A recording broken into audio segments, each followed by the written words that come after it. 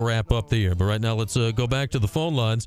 And we're going to bring on Don Williams from the Lubbock Avalanche Journal, which normally, Don, wouldn't make a whole ton of sense up here in Syracuse. But I found it fascinating that Texas Tech AD Kirby Holcutt kind of laid out the whole revenue-sharing plan for the Raiders earlier this week. What did you make of that he laid it out as plainly as he did, seemingly this far in advance?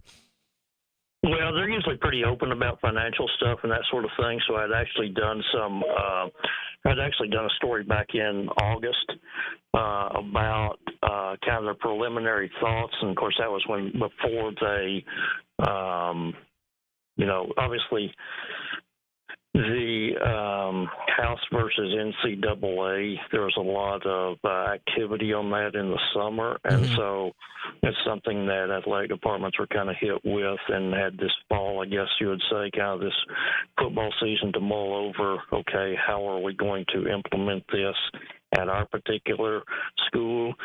And so, back in August, they had ideas, not a ton of answers, but then sat down last week with Kirby Holcutt, the Texas Tech athletic director, and he specified pretty much how they plan to go about it in terms of, the projection is that each school will be allowed to share revenue up to $20.5 million with its athletes across their department. Now, the federal judge has given preliminary approval to the House proposed House settlement back in August. Now, she's scheduled to give final approval on April 7th, and then these 6 months in between are for all the athletes who are affected by this to be notified, and then for anybody to file objections.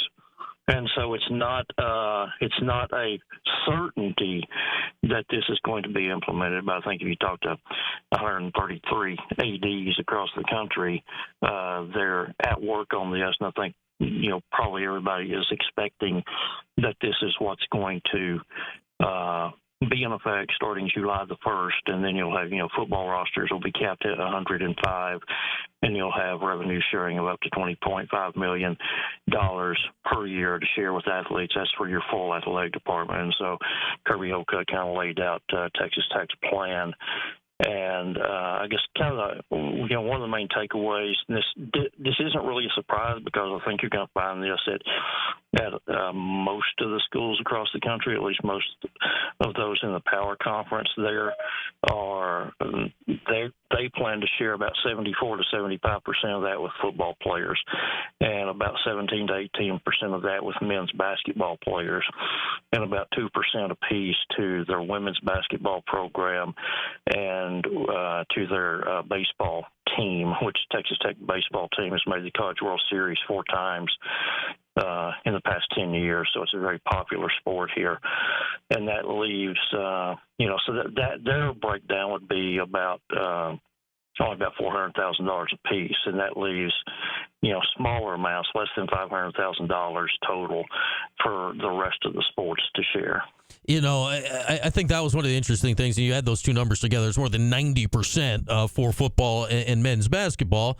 The one thing I wonder if this is going to come up in the courts, is there any Title IX implications that Kirby's pondering about here, or is that baked into the amount of revenue bought in by those sports where that wouldn't be an issue they have to deal with? I think that's something he's very cognizant of. In fact, he kind of brought it up when we were talking about it back in August, back in the summer. It's like we can't automatically add, in this case he was talking about scholarships. He said we can't think we can add men's scholarships and not do something equivalent in terms of the women. Mm-hmm.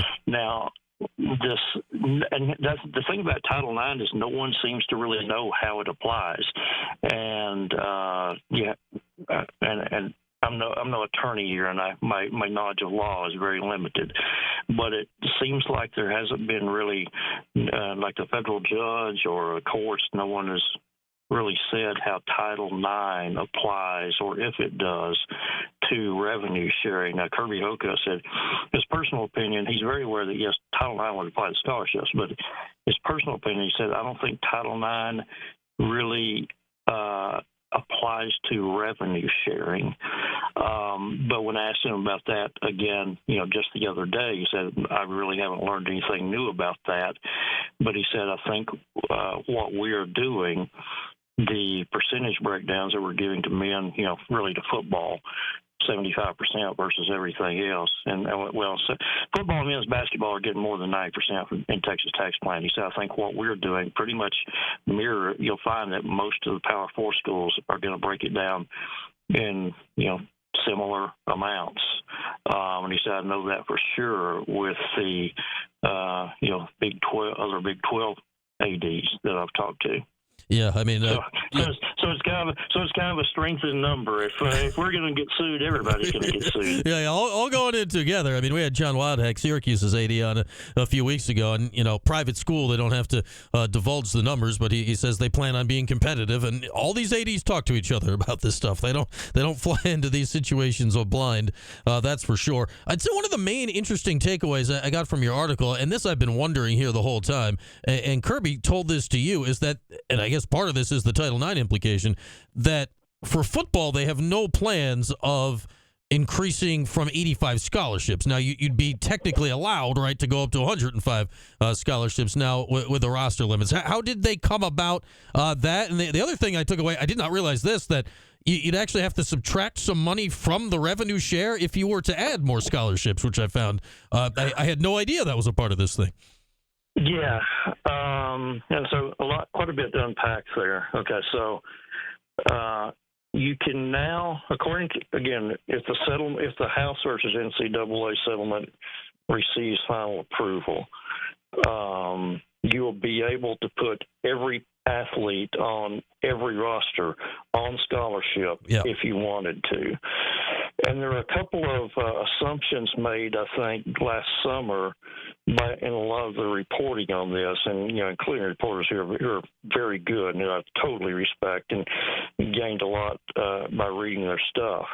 But I think there was an assumption made, and probably rightly so, that if you can have 105 football players on scholarship, well, of course the Power 4 schools are going to put 105 football players on scholarship, and it's going to be on full scholarship. Mm-hmm. But if you read the House settlement, read that document, which is over 100 pages long, all scholarships are now what's called equivalency scholarships versus what we know as head count scholarships. Head count scholarships, like football players, to this point, all football players receive a full scholarship, and then like what the so-called non-revenue sports have, receive partial scholarships. Like the baseball team, for example, the scholarship limit is 11.7, where you can spread those 11.7 over, I think, 27 baseball players. Well, now all the scholarships are going to be equivalencies. So you could have 85 football players on scholarship, theoretically break up a little bit of those, say guys 80 to 85 and give part of theirs to guys who are 86 through 105 on your roster. But here's, the other thing, though, that we've learned is that, so if you're committed to spend $20.5 million in revenue sharing, and Texas Tech is, any new spending on scholarships up to $2.5 million has to be deducted or comes off of that $20.5 million.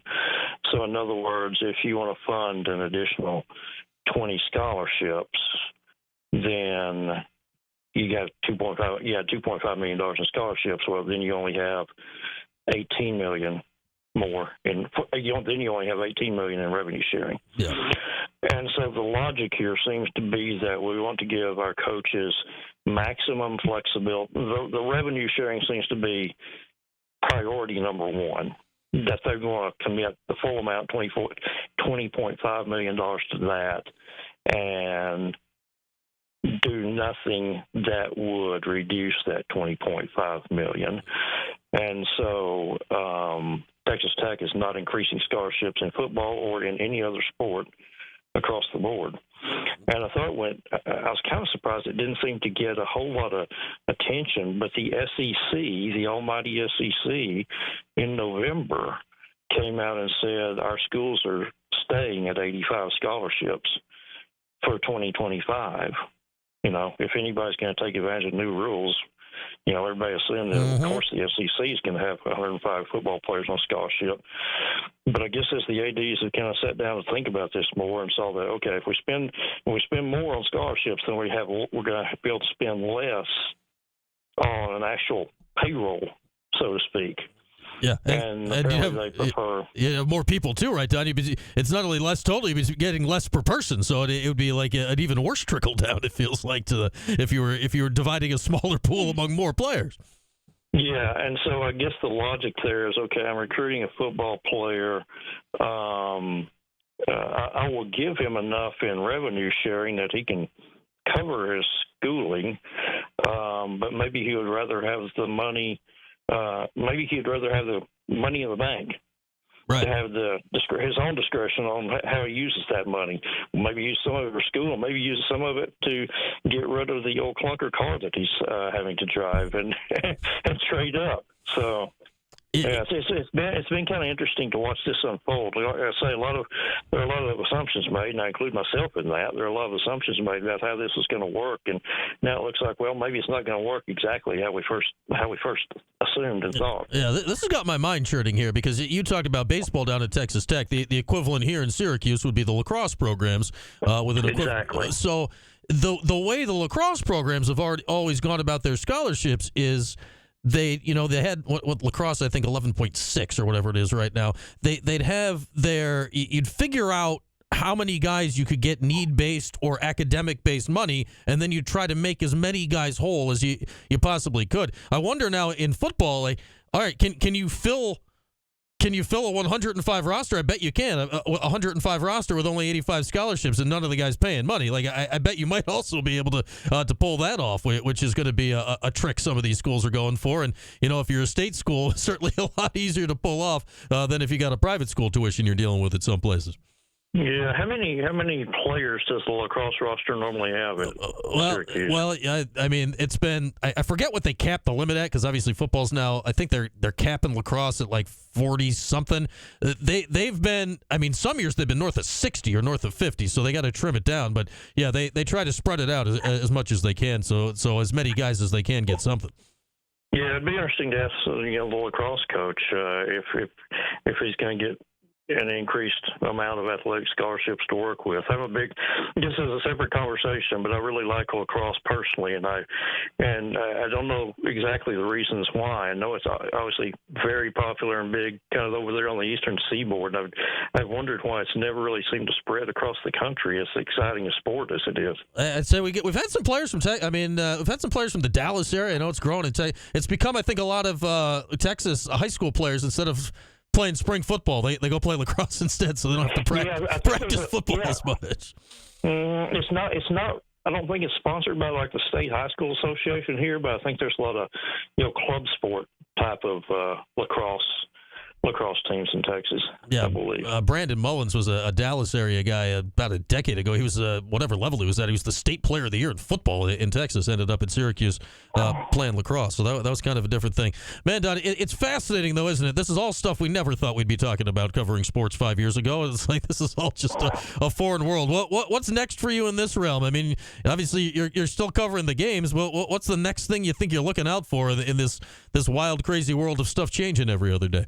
Well, I tell you, the thing we're looking out for here locally is Texas Tech's been extremely active in the transfer portal, and just before I got on with you, they've added 3 more commitments from this afternoon. A defensive tackle from Houston, a cornerback from Purdue, and a offensive tackle from North Carolina all committed to Texas Tech. And Tech now has 14 guys from the transfer portal. And here's another element of this that we're just talking about. Okay, if the roster is capped at 105, my current projection is they are, when you talk about their high school signees in December and their 14 transfer guys, and the guys who are on the team that have eligibility left, they're about 15 or 16 players project to be about 15 or 16 players over that limit of 105. And so it's going to be interesting to see how many of the players who are kind of walk-ons who haven't played much, how many of the Texas guys are going to put their names in the portal during this cycle, and how many are going to be on the bubble and say, you know what, I'm going to go through spring practice and see if I can keep my spot, make this 105-man roster, and and then the portal opens again April 16th through the 25th, because Joey McGuire said, okay, we're going to be very aggressive. He's basically going to get all the upgrades, so to speak, I believe, that he can pretty much get his hands on, and then they'll sort it out when they get to the spring. And he's been pretty, bluntly said, I'm going to have to cut guys. And that's, again, kind of this the new world that we're living in. Yeah. As it becomes more and more, a professional type sport. That's what happens when you get in the paycheck. Sometimes. Yeah, I mean, where you have players being paid, and basically, you have college football free agency now, and spring, it's kind of like the OTAs, and then another period of free agency before you get to summer. Yeah, it is. It never ends, and it is fascinating stuff. All right, Don, really appreciate the time today. Always fascinating to dive into this stuff, and thanks so much for hopping on. Same here. I appreciate the invite, Brian. All right, there he is, Don Williams. So we're just chatting with people in Lubbock. This is what the college football. This is what all this stuff is doing. We're going far and wide, and